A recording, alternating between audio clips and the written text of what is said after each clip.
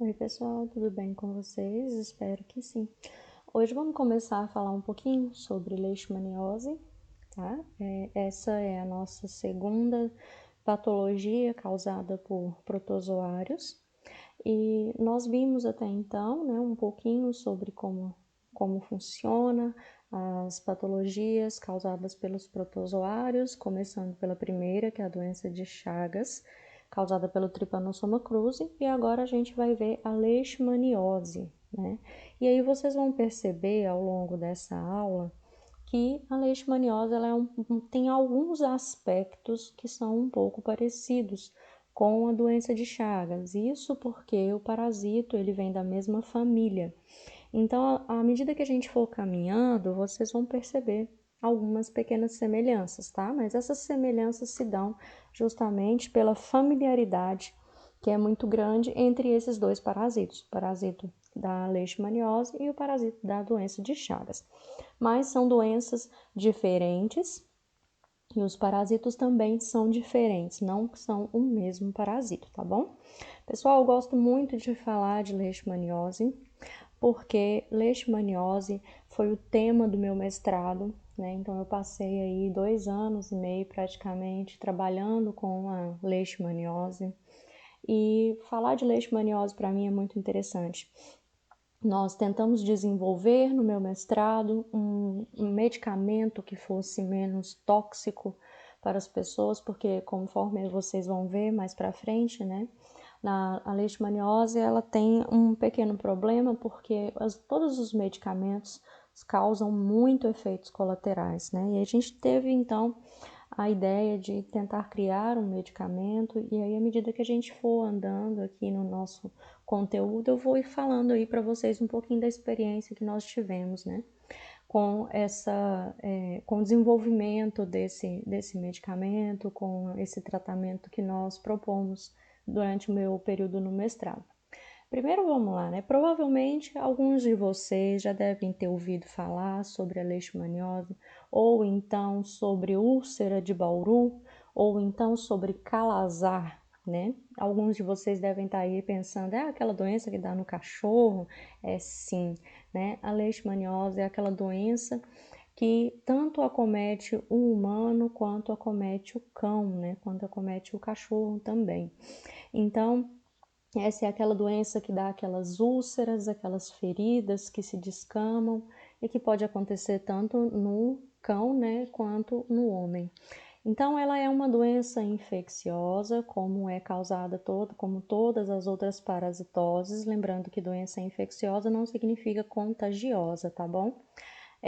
Ela é causada por parasitas do gênero Leishmania, que vocês vão ver que é um pouquinho parente, né, do Trypanosoma, mas é um gênero totalmente diferente. Nesse gênero, os parasitas vão se multiplicar também dentro das células de defesa do organismo, assim como acontece na doença de Chagas, né? E vai ter algumas diferenças. Pessoal, vocês vão notar um pouquinho também que esses slides eles são um pouco diferentes uns dos outros, porque eu juntei duas aulas, tá? Eu juntei um pouco da minha apresentação do mestrado com as aulas que eu já dava na graduação, para que a gente tivesse um conteúdo mais completo, tá bom? Bom, então vamos lá, né? Falar um pouquinho agora sobre como é o parasito em si. Bom, a classificação, né, da Leishmania, nós vamos começar ali pelo filo, então ela é do reino Protozoa, como nós estamos estudando todos os protozoários, todos são do reino Protozoa. O filo aqui é o Sarcomastigófora, a classe é a Zoomastigófora, a ordem é a Kinetoplástida, tá? Se fala Kinetoplástida. A família é a Trypanosomatidae, o gênero Leishmania, e nós temos aqui então um subgênero, né? Que é a Leishmania L ou Viania, que é o V. Isso vai me dizer que tipo de doença que eu vou ter no meu paciente, né? Geralmente, quando eu tenho um subgênero Viania, eu vou ter a leishmaniose visceral, né? Que é aquela leishmaniose que vai acometer os órgãos internos. Geralmente do subgênero Leishmania eu vou ter leishmaniose tegumentar, mas isso vai variar bastante dependendo da cepa genética do parasito, e aí eu vou ter algumas diferenças em como a doença vai se instalar, tá bom? Mas não precisa preocupar muito com isso aqui não, isso aqui é só mesmo para quem estuda a parte genética da doença, né? As espécies, então, elas vão ser subdivididas nesse subgênero Viania e no subgênero Leishmania. No Viania, nós vamos ter a Leishmania brasiliensis, a Leishmania guianensis e a Leishmania peruviana. Todas elas nós já temos no Brasil, mas a mais comum no Brasil é a brasiliensis. Já no subgênero Leishmania, nós vamos ter a Leishmania amazonensis, Leishmania donovani, Leishmania infanto, Leishmania chagas, Leishmania trópica e Leishmania major. As mais comuns aqui no nosso estado é a Leishmania major, que a gente vai ter alguns casos, né, aqui na nossa região, e também a Leishmania amazonensis, né, que é um caso aí mais importado, né, que vem da região da Amazônia mesmo, foi descoberta lá nessa região, e aí nós já temos muitos casos aqui. Bom, nós vamos ter também na nossa região aqui, no nosso estado, na nossa região, alguns casos com esses outros subgêneros também, mas os mais comuns são esses aqui, tá bom? Pessoal, vocês vão ver que a grande parte da semelhança que nós vamos ter com o parasito da doença de Chagas é porque eles são da mesma família, eles são da mesma família Trypanosomatidae. Então, vocês vão ver que eles são bem parecidos e têm características familiares entre si por ser da mesma família, tá bom? Bom, vamos lá, morfologia, né? Começando pela morfologia, nós vamos ter como primeiro estágio a mastigota, né? Como vocês viram também em doença de Chagas, lá nós também temos as mastigotas. A mastigota, ela é encontrada, né, no hospedeiro vertebrado, aqui tanto no cão quanto no homem, e ela é encontrada no interior das células de defesa, no interior dos macrófagos. Ela não é encontrada em forma livre, ela não é encontrada no sangue, ela fica apenas no interior dos macrófagos. Já a forma promastigota, aqui nós temos uma diferença, né, que não é a mesma que nós temos na doença de Chagas, não é epimastigota, que nós temos promastigota, né? E a forma promastigota, ela é encontrada no inseto vetor, né? E também nós vamos encontrá-la no nosso paciente também. E nós vamos ter a paramastigota, que vai ser encontrada no vetor, principalmente aderida ao epitélio do trato digestivo do vetor, tá? Então, nós vamos ter no nosso hospedeiro a forma promastigota e a forma amastigota. Bom, aqui nessa forma, nesse desenho, nessa foto retirada de microscópios, aqui a gente consegue ver a forma promastigota e ela é bem fácil de se detectar, né? Geralmente elas são pontudinhas, né? Tem formato foliar, parece uma folhinha, e ela vai ter o cinetoplasto, que é essa região aqui, né, no finalzinho, que vai ser a parte da mobilidade dela. E aqui nós temos, por exemplo, uma foto com imunofluorescência indireta feita de uma amostra de sangue, para que isso aqui pudesse então fazer uma contagem, né, por meio de um microscópio eletrônico, ele faz essa contagem para a gente. E aí é observado dessa forma, né? Nota-se então aqui nessa imagem a grande quantidade de promastigotas, por exemplo, no sangue desse paciente ou desse animal que foi aqui então analisado. Bom, vou falar um pouquinho então da morfologia de cada um deles, né? Primeiro, começando aqui da forma amastigota. A forma mastigota, como nós já vimos, ela é arredondada, né? Uma forma esférica, ou então a gente chama de forma ovoide. ela tem um tamanho entre 1,5 até 3 ou 3 por 6,5 micrômetros. Lembrando que micrômetros é muito menos do que 0,1 centímetro, né? Então ela é bem pequena. Aqui dentro da forma mastigota, a gente vai ter então complexos de Golgi nessa região aqui, né? Vamos ter um núcleo, apenas um. Vamos ter uma mitocôndria totalmente formada, o cinetoplasto e o flagelo. Esse cinetoplasto é aquele que vai, à medida que a mastigota ela vai evoluindo e se diferenciando, ela vai então fazendo com que essas estruturas, o cinetoplasto e o flagelo, ela faz com que eles vão saindo, eles vão se exteriorizando da célula. E aí a célula vai se transformando em promastigotas ou paramastigotas, né? Algumas pessoas me perguntaram da aula anterior, falaram que estavam com dúvida em como a mastigota se transforma em outra célula, né? E isso realmente é um processo de transformação, é um processo de maturação. É como se ela estivesse num processo de crescimento e aí ela vai se modificando até se transformar na próxima célula. Ela já tem dentro dela todas as estruturas que vai permitir que ela seja, por exemplo, no nosso caso aqui, uma paramastigota ou uma promastigota. Ela já tem todas as estruturas que são necessárias, essas estruturas apenas sofrem um processo de maturação e elas são exteriorizadas, como aqui, por exemplo, o cinetoplasto e o flagelo, né? E aí, o que acontece quando, por exemplo, uma paramastigota, uma promastigota voltam a ser amastigotas, né? Porque o processo é bem parecido com o que a gente já estudou. Isso é um processo de involução, quer dizer que aquelas estruturas elas migram para dentro da célula novamente e a célula sofre uma involução, ao invés de evoluir ela regride e aí ela volta a ser uma mastigota. Tá? Então é dessa forma que acontece aí a diferenciação das células.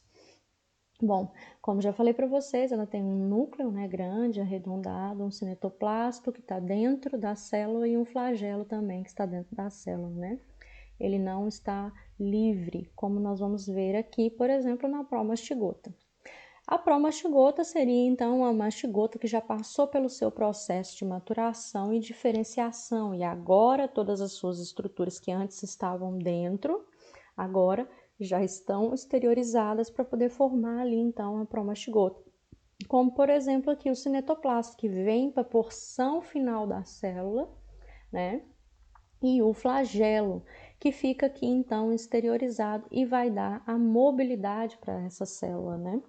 Aqui a forma promastigota, ela tem um tamanho um pouquinho maior, questão de 16 por 40, 1,5 por 3 micrômetros, isso incluindo a porção do flagelo, que é a maior parte dessa célula. Ela é alongada na região anterior, ou seja, ela tem um formato, né, foliar, como eu falei para vocês, um formatinho de folha. Ela tem um núcleo arredondado na região mediana, ou seja, o núcleo ele vem aqui sempre, nós vamos sempre encontrá-lo mais ou menos no meio da promastigota. O cinetoplasto dele vai ficar no final, né? Ele antes ficava bem próximo ao núcleo e agora ele migra aqui para o final.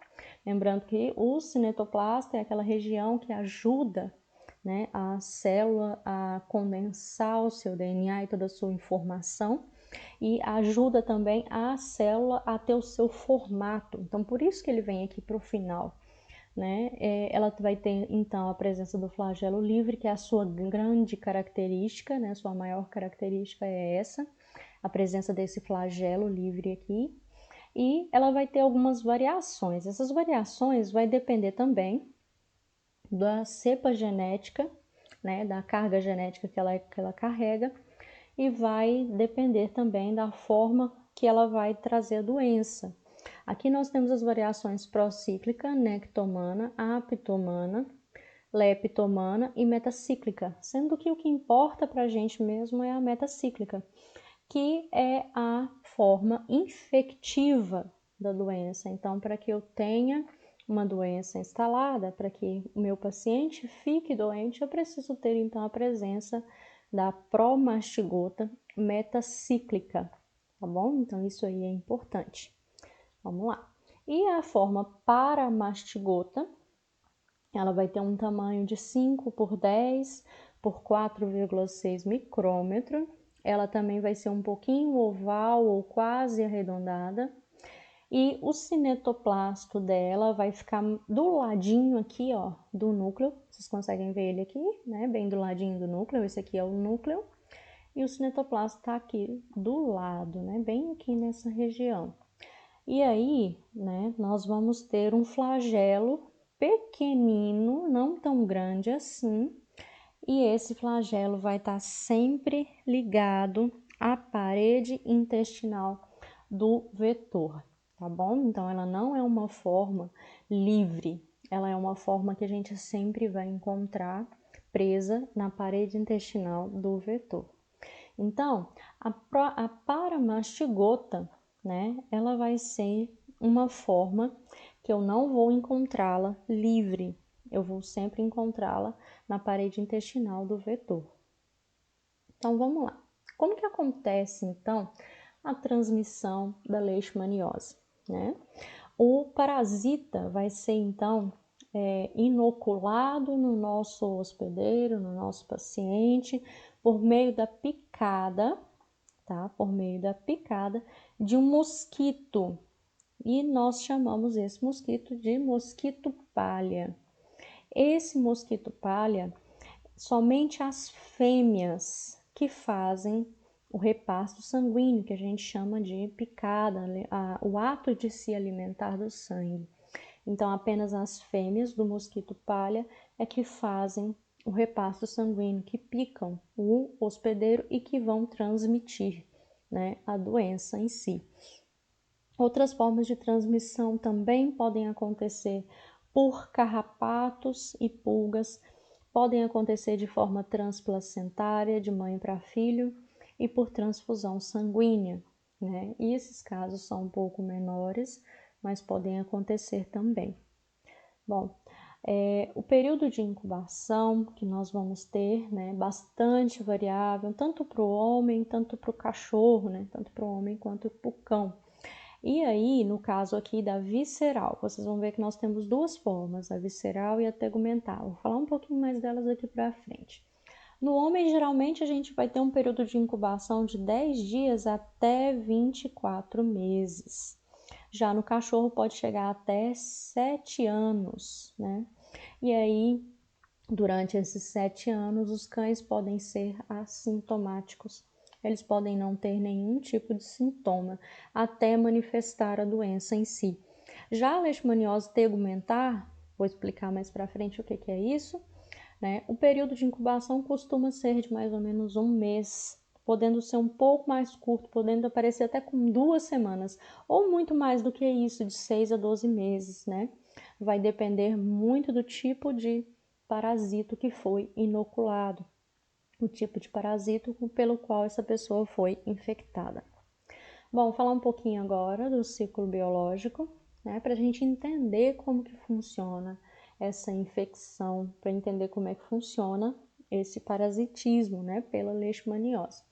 Primeiro, nós vamos falar que nós temos como vetor, como eu falei para vocês, mosquitos fêmeas, né, de flebotomíneos. Flebotomíneos aqui, então, é a família desses mosquitos. São chamados de flebotomíneos, né, assim como nós tínhamos lá na doença de Chagas, barbeiro, que nós chamávamos de triatomíneos, aqui os mosquitos são chamados flebotomíneos, né? E esse mosquito, eles vão ser da ordem Diptera, família Psicodidae e subfamília Flebotominae, né?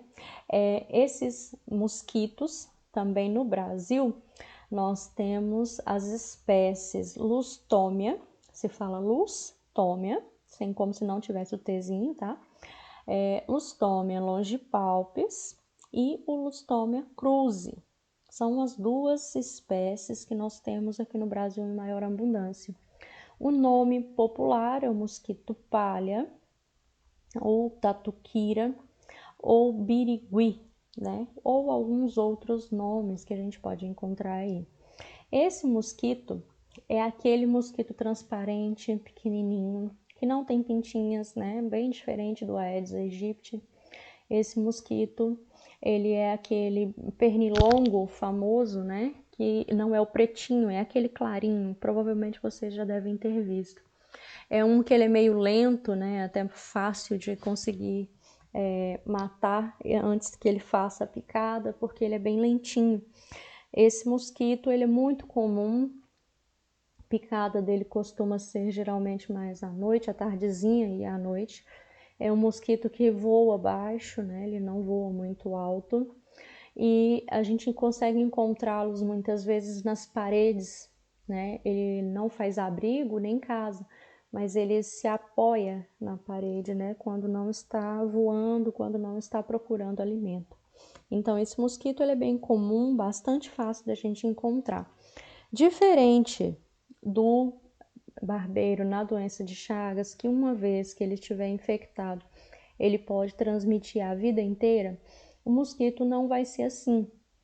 Ele vai ser transmissor apenas por um período se ele estiver infectado, né? E aí, esse mosquito, ele pode infectar milhares de pessoas, dependendo, né, do período em que ele vai se alimentar e da quantidade de vezes que ele vai se alimentar. E esse mosquito também vai se alimentar do sangue, né, dos cães e dos humanos. Bom, os hospedeiros, né, além dos cães, que são a maioria, eles também podem se alimentar de roedores, como ratos, né, marsupiais, como os gambás, e o principal, né, é os cães e gatos, mas são considerados como hospedeiros acidentais. Por quê?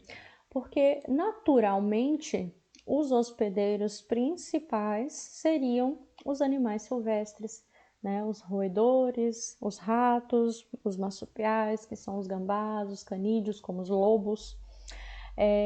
Os cães e gatos são considerados hospedeiros acidentais porque ultimamente nós não temos muita população de animais silvestres, né? A urbanização fez com que nós tivéssemos o número de lobos, de gambás, de roedores, mamíferos silvestres de um modo geral reduzidos.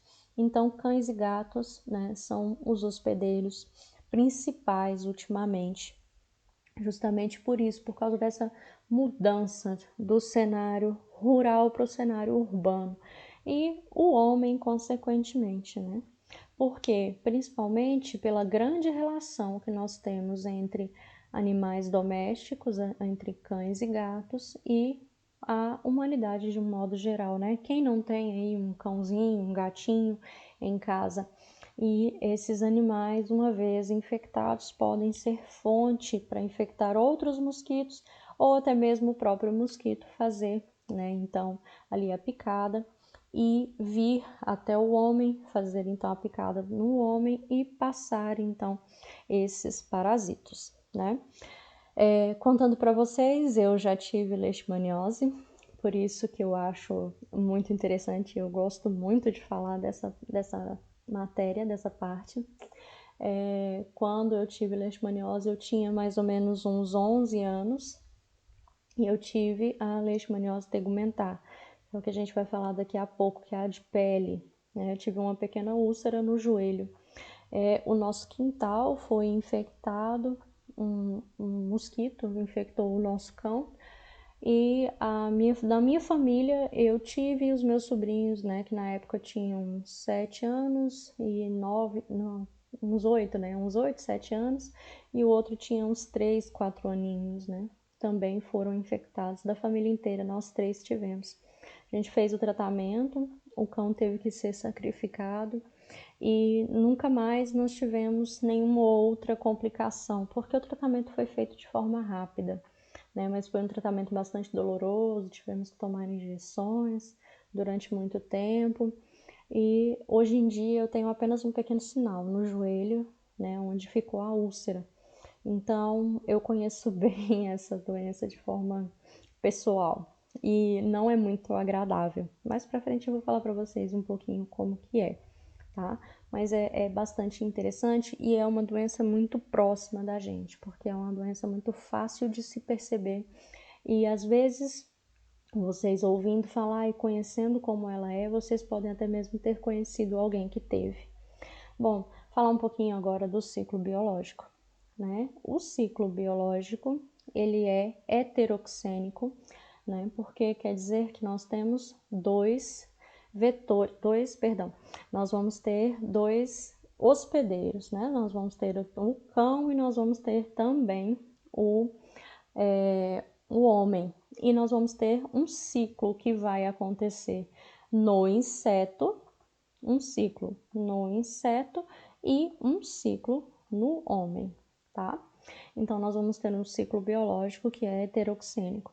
Primeiro aqui vamos ver no mosquito como que acontece, né?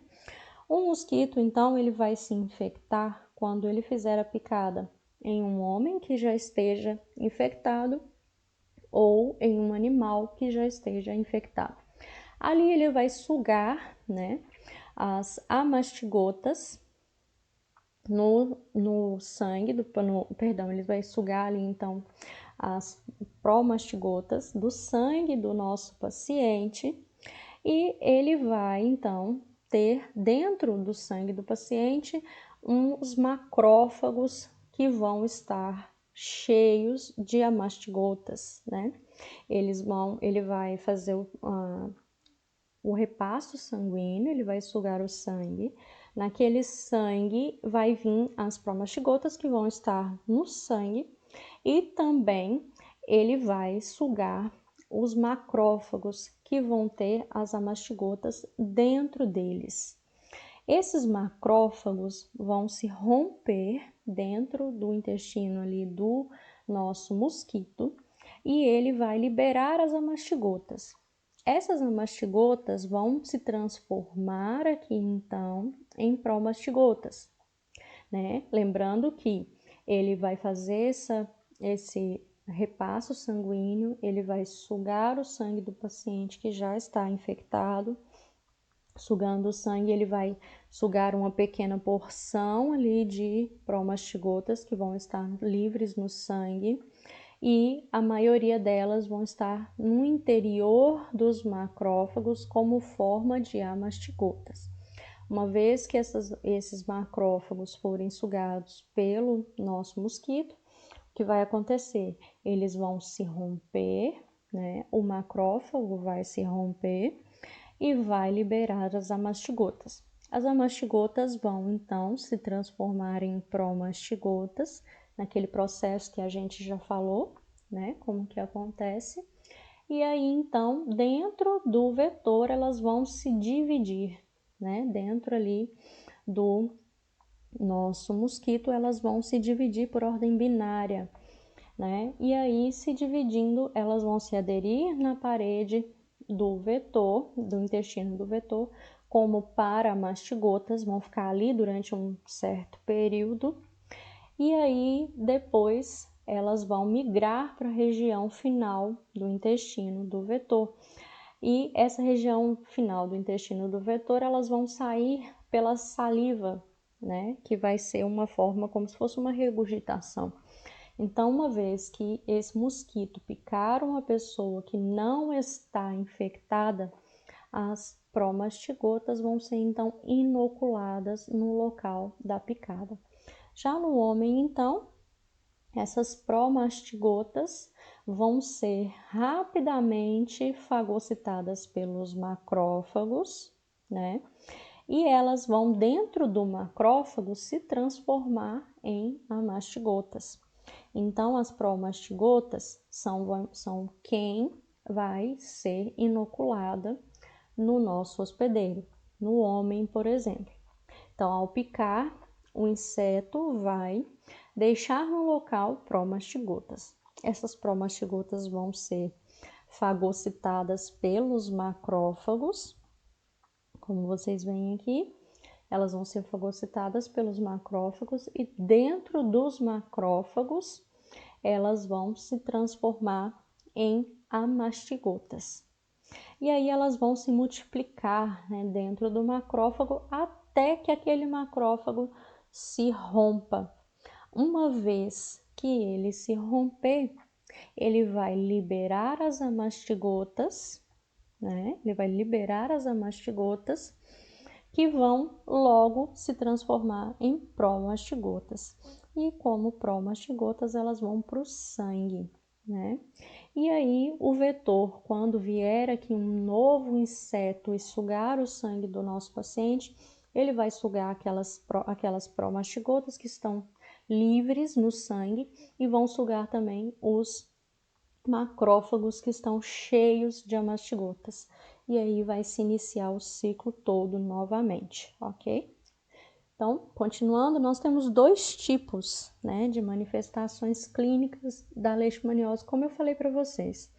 A leishmaniose visceral e a leishmaniose tegumentar. E aí, nós temos duas grandes divisões. A leishmaniose visceral e a tegumentar são divididas em duas grandes divisões, que é a LVA e a LTA. A LVA significa leishmaniose visceral americana, que é o nome da doença, né? O nome científico, então, ali da doença. A visceral quer dizer que ela atinge os órgãos internos, né? Eu vou ter uma doença generalizada que vai atingir principalmente o baço, o fígado e a medula óssea. Então, é apenas nessas três áreas que eu vou ter, então, ali, principalmente, de forma concentrada, a doença, a leishmaniose visceral americana. Já na LTA, que significa leishmaniose tegumentar americana, LTA significa leishmaniose tegumentar americana, já vai ser uma doença de pele e mucosas, né? Caracterizada principalmente pela presença das lesões ulcerativas. Essa daqui foi a que eu tive, né? Eu tive uma forma de leishmaniose tegumentar americana. Então, essa daqui, a LTA vai dar apenas na pele, nas mucosas, e a LVA vai dar nos órgãos internos. Essa é a grande diferença entre elas. Bom, falando um pouquinho da leishmaniose tegumentar, a gente conhece ela por úlceras de Bauru, né? As pessoas mais idosas conhecem bem essa doença como essas úlceras de Bauru, né? Esse nome popular. Quer dizer que eu vou ter, então, uma úlcera única ou várias com borda grossa, né? E ela vai ser bastante descamativa. E aí a gente vai ver aqui. Pode aparecer em qualquer área do corpo, mas principalmente em áreas que ficam mais expostas, como pernas, os braços, né? Região que fica exposta. A leishmaniose visceral, ela também é conhecida como calazar, né? Que é uma doença mais sistêmica, em que eu vou ter o acometimento dos órgãos internos, principalmente aqueles três, né? Fígado, baço e medula óssea. As formas clínicas, então, a LTA, nós vamos ter três divisões, né?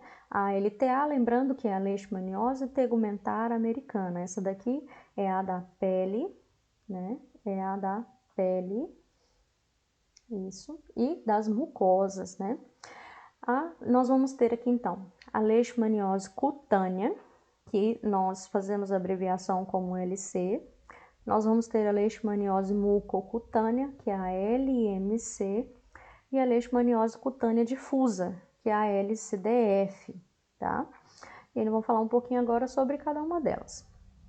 Primeiro, leishmaniose cutânea. Os parasitos mais comumente encontrados da leishmaniose cutânea são a Leishmania major, Leishmania trópica, Leishmania mexicana, Leishmania amazonensis, Leishmania guianensis, Leishmania panamensis e a Leishmania brasiliensis. Esses são os principais que a gente costuma encontrar. Já a leishmaniose cutânea, ela é caracterizada principalmente por ser uma lesão cutânea única, ou seja, a presença de apenas uma ferida. Foi essa daqui que eu tive, tá? Eu tive apenas uma lesão cutânea no joelho esquerdo. e não nenhuma outra mais, nenhum outro sintoma sistêmico, nenhum outro sintoma, apenas uma lesão, né, no joelho esquerdo, no meu caso.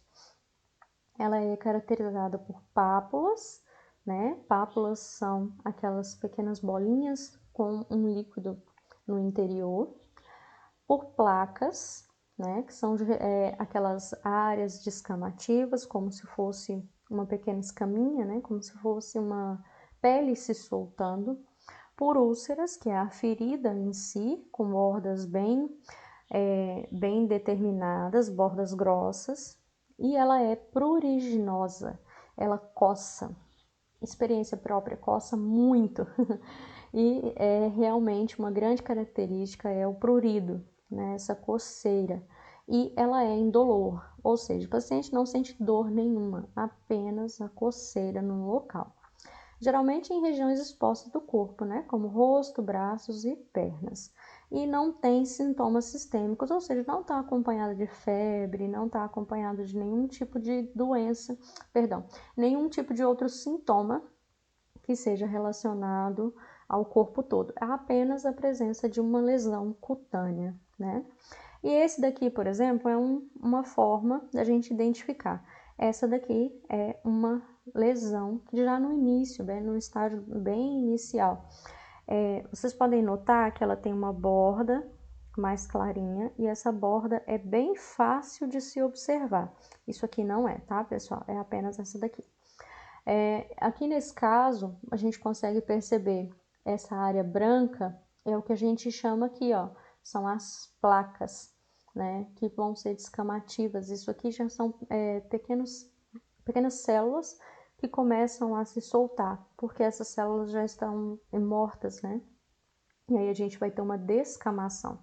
E acredito eu que seja essa descamação, essa reação inflamatória aqui no local que causa a coceira. E isso vai aumentando. Então quer dizer que eu começo com uma pequena úlcera, né, uma pequena lesão, e essa lesão ela vai crescendo, ela vai aumentando de dentro para fora, né? Ela vai começando a crescer pelas bordas, e essas bordas vão aumentando cada vez mais. Isso se não houver um tratamento. E essa úlcera ela vai crescendo até tomar uma grande área, né, do local onde aconteceu a picada. E aí então nós temos a forma da leishmaniose cutânea, né? Eu tive uma dessas no joelho esquerdo, um dos meus sobrinhos teve na bochecha e o outro teve também na panturrilha da perna. Bom, leishmaniose mucocutânea, ela já é um pouco diferente porque ela vai acometer tanto a pele quanto a mucosa. Ela vai ser causada pela Leishmania brasiliensis, principalmente, e ela vai acometer as mucosas meses ou anos depois de uma lesão primária de leishmaniose cutânea. O que acontece aqui nesse caso? A gente vai ter uma leishmaniose mucocutânea em casos em que eu tive primeiro uma leishmaniose cutânea não tratada, né? Ela já é considerada como uma infecção desfigurante, porque ela pode destruir, né, o local, principalmente em tecidos onde eu tenho cartilagem, onde eu tenho mucosas, como nariz, boca, nasofaringe, nas pálpebras, né? E aqui nós vamos ter a presença de sintomas sistêmicos, nós vamos ter a presença da febre e principalmente da hepatomegalia. E aqui, como vocês podem ver, um exemplo, olha só, aqui, né, na região da boca desse paciente, nós já temos algumas lesões aqui na mucosa e também aqui no nariz, né, nós vamos ter a presença também de lesões. Já nesse paciente aqui, ó, nós vamos ter, né, o acometimento da cartilagem aqui do nariz e da mucosa interna. Então, ela é uma doença um pouco mais grave, né? Não necessariamente vai ser sempre depois que tiver uma lesão primária de leishmaniose cutânea, tá? Nem toda leishmaniose cutânea pode vir a ser uma leishmaniose mucocutânea. Qual vai ser a grande diferença? Vai ser o parasito. Então, se eu tiver uma leishmaniose cutânea por Leishmania brasiliensis, né, por essa espécie aqui, aí sim pode ser que, se não houver um tratamento, ela evolua para uma leishmaniose mucocutânea. Ou então ela já se manifeste como leishmaniose mucocutânea, tá bom? Agora, se eu tiver uma leishmaniose cutânea, né, por qualquer outro desses parasitos aqui, tirando o amazonense, perdão, tirando o brasiliensis, né, qualquer um outro desses aqui, ela pode só se demonstrar como uma leishmaniose cutânea. Agora, se eu tiver uma leishmaniose cutânea por Leishmania brasiliensis e ela não for tratada, ela pode se transformar em uma leishmaniose mucocutânea, que é esse caso aqui. Então, resumindo, leishmaniose mucocutânea vai, então, ter o acometimento das regiões onde eu tenho mucosas, né? Que são as regiões do nariz, boca, nasofaringe, principalmente nas pálpebras também do nosso paciente. Aí nós já temos também a leishmaniose cutânea difusa. Essa leishmaniose cutânea difusa, ela vai dar lesões múltiplas, muitas lesões, do tipo lepromatosas, né? Ela pode ser confundida com a lepra, e essas lesões são parecidas com a lepra, né? São lesões nodulares, vou ter presença de nódulos, são lesões altas, não vão ser lesões planas como as outras duas formas. Aqui, então, eu vou ter a presença de placas, como falei para vocês, regiões em que vão ser descamativas, máculas, que são manchas na pele, né? E o eritema, que são regiões avermelhadas.